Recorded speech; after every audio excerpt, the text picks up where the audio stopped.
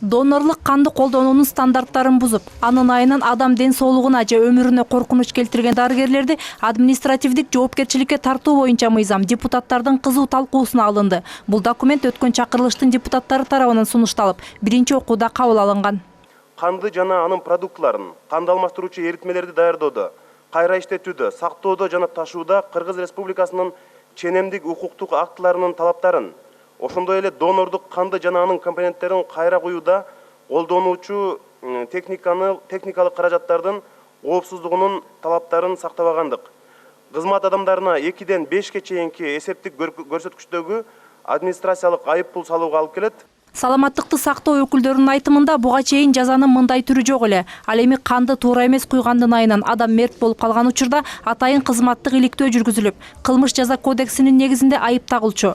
Бул ирет дарыгердин шалаакылыгынын кесепетинен адамдар жапа чеккен учурда жана ал маалыматты коомчулуктан жашырып жапкан учурда айып пул салуу керектиги айтылууда. Депутаттар бул үчүн атайын административдик кодекске өзгөртүү киргизүүнүн зарылдыгы жок деген пикирди айтып чыкты. Жашырган деп атпайсыңар. Значит, бул кылмышкерлер да жашырган. Умышленный, например, булар жашырып атат да. Анда уголовный кодекске ошолор жазып коелуп, муну алып салалы да. Эмне кереги бар? Муну менен биз алар защищать этип.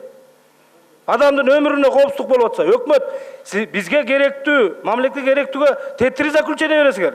Анан депутаттарды колдоп койдук деп туруп, берге келип макул болуп атасыңар. Давайте мындай биргелешип чогуу иштейли. Кереги жокпу мунун? Мунун кереги жоктош керек, уголовный кодексти күчөтүш керек. Были заражены дети. Ош областынын Ноокат районунда дал ушул канды сактоонун эрежелери бузулгандыктан 10дон ашуун бейкүнөө балага ВИЧ инфекциясы жуктурулган. Алардын тагдыры талкаланды. Бул боюнча ушул кезге чейин эч ким жазасын ала элек. Каражат бөлүнүп Бишкектен квартира берүүгө көмөктөштүк. Себеби жергиликтүү тургундар өз балдарына алар менен ойноого тыюу салган эле.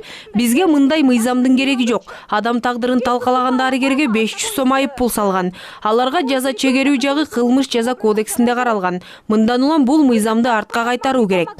Ага кошумча бул мыйзам долбоорун кабыл алуу менен коррупцияга шарт түзүлүшү ыктымал дешет депутаттар. Себеби Фемида өкүлдөрү ишти карап жаткан учурда кылмышкерге административдик кодекс боюнча жаза береби же кылмыш жаза кодексине такап коебу деген тандоо алдында калат. Мындай учурда тааныш билишке карап чечим чыгарышы ыктымал. Анын үстүнө реформалардын негизинде административдик жана кылмыш жаза кодексине киргизилген өзгөртүүлөрдүн пакети 2 окуудан каралып бүтүп калган. Депутаттардын бүгүнкү талашы жөн гана убакыт коротуу болуп калышы ыктымал. Жогорку кеңештин мурун токтомунда кабыл алганбыз.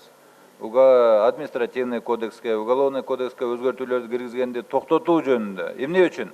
Анткени бизде азыркы жогорку кеңеште 2-чи окууда уголовный кодексте, административный кодекс, вообще кодекс о проступках болуп жаңы келатат. Жана биздин УПК, гражданский кодекс, бардык кодекстердин жаңы проект, мыйзам келип калган, ал 2-чи окууда каралып атат.